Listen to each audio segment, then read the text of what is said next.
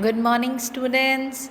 BA Part 1 English Literature, first year students, and specially meant for Rajasthan University student.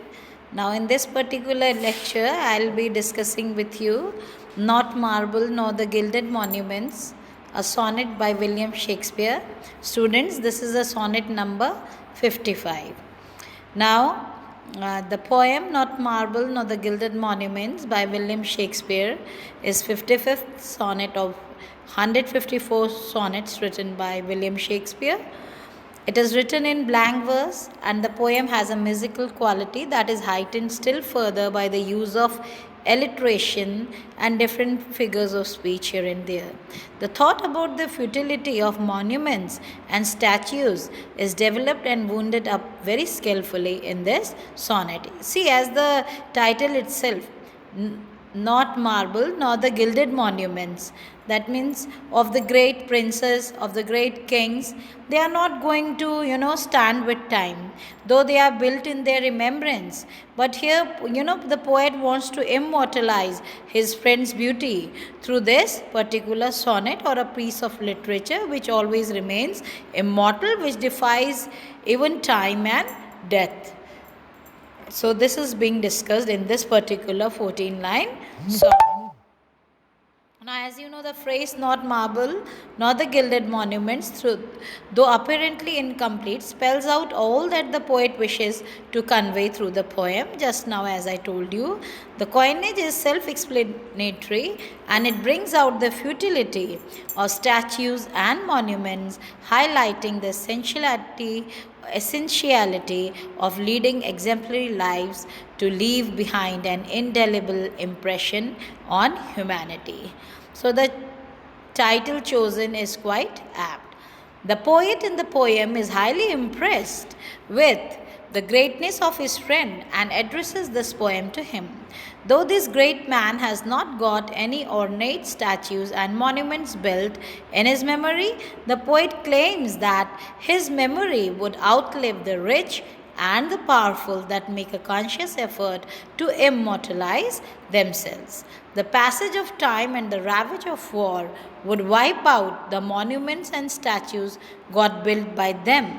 However, the living record of the memory of the poet's friend and his noble deeds would not be obliterated from the pages of literature and the hearts of the admirers. His achievements would leave behind such an indelible impact on people's mind that he will be remembered by posterity till the doomsday, when he would rise from the grave and God would reward him with still higher stature or the statues. Now, the theme of sonnet 55. The sonnet, not marble nor the gilded monuments, brings out the futility, uselessness of statues and ornate monuments which are raised by the rich and the powerful to immortalize themselves. So, the ravages of time on these monuments defeat the very purpose of building them and rob their architects of the pleasures of being remembered by the generations to come. The poem also brings out the poet's faith in his verse. That means the poet's faith in literature and its ability to outlive the transient monument. So this is very remarkable. Now, though this sonnet is of 14 lines, so just I am giving you the sonnet here. See the first line, few lines. Not marble nor the gilded monuments of princes shall outlive this powerful rhyme, but you shall shine more bright in these contents than unswept stone besmeared with sluttish time. So he says that his verse will survive longer than the marble statues and the gold plated monuments of the rich and powerful. With the passage of time, these monuments would wear a neglected look, and unfaithful time would take its toll and leave the monuments perishing. So, see, the impact of time and the death's toll is not going to affect poets friend's beauty, because he is going to survive till doomsday in this particular sonnet. So the word marble in the above line stands for the ornate statues of the princes that they get built to immortalize themselves. So the paradox is, the statues, they will, they'll be ruined with time, but his poet, whose statue is not built, but his great stature is built through this particular sonnet, and he will be immortalized. In the fourth line of this sonnet, the poet refers to time as sluttish, which is a derogatory word and referred to a dirty, untrustworthy woman. The poet in this line calls time sluttish, as it too is not loyal to anyone. Just as a slut loses her charm and beauty with time, the princes and the powerful people who enjoy great privileges and popularity at one time lose them and are forgotten with the passage of time. The ornate monuments and statues that they get erected to perpetuate their names even after their death stand neglected and eventually are decayed and get destroyed by war or ravages of time. Hence, time, like a slut, is not loyal to anyone. However, according to the poet, it is unable to obliterate the impact of poetry that is written in praise of great souls like the poet's friend.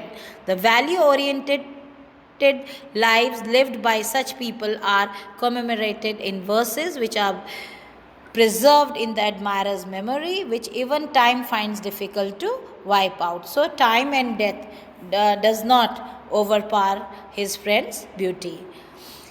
So, the destructive wars, chaotic effect would ruin the statues and monuments with time. However, his friend's biography is recorded in the poet's verse. It would outlive the ornate works of art and architecture, and both the gods of war, sword, and the destructive power of war and time would fail to fade his friend's memory from the minds of the people. So, in the above lines, the poet calls the was wasteful.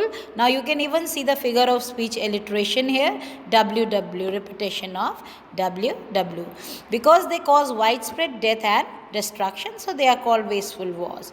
The word your in the last line of the stanza stands for Shakespeare's friend, or a worthy man who lived a commendable life, while living record of his memory refers to the